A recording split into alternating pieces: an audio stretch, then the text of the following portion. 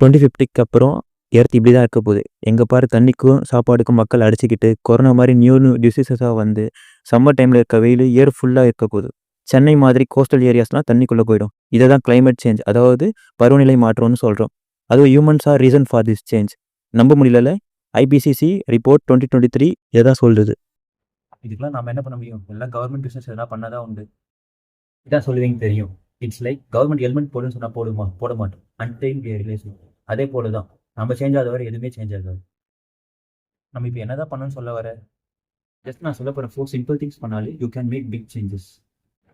First, தேவைக்கு அதிகமாக food சமைச்சு வேஸ்ட் பண்ணுற நிறுத்திட்டு தேவையான அளவு சமைக்கலாம். That is food waste. அதுலேருந்து வர மீத்தேன் கேஸ் CO2 விட 100x பொட்டன்ஷியல். அதுக்கு பதிலாக இல்லாதவங்க தங்க சாப்பாடு கொடுப்போம். செகண்டு, நான்வெஜ்ஜெல்லாம் கொஞ்சம் கம்மி பண்ணணும். அவனும் மொத்தமாக நிறுத்த சொல்லு. Even I can do it.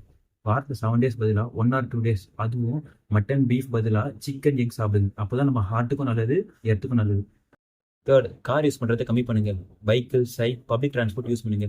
இல்லை நான் ராஜபரம்பரை காரில் தான் போவேன் அப்படின்னு நினச்சுன்னா அந்த கார் எலக்ட்ரிக்காக மாற்றுங்க.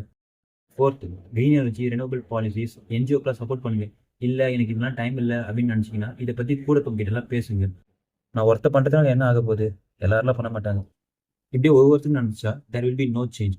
இதெல்லாம் இங்கே இருக்கும் யாருக்கும் தெரியாமல் இல்லை. ஜஸ்ட் யாருமே எக்ஸாம்பிளாக இல்லைன்னு தான் பிரச்சனை. ஒருத்தர் மாறினா எல்லாருமே மாறும். It's like planting a tree. அதுவே 100 பேர் பண்ணால் இட்ஸ் லைக் அ ஃபாரஸ்ட். நீங்கள் உங்கள் குழந்தை நிம்மதியாக வாழணும்னு நினச்சா இதெல்லாம் பண்ணுங்க. இல்லைனா நான் முன்னாடியே சொன்ன மாதிரி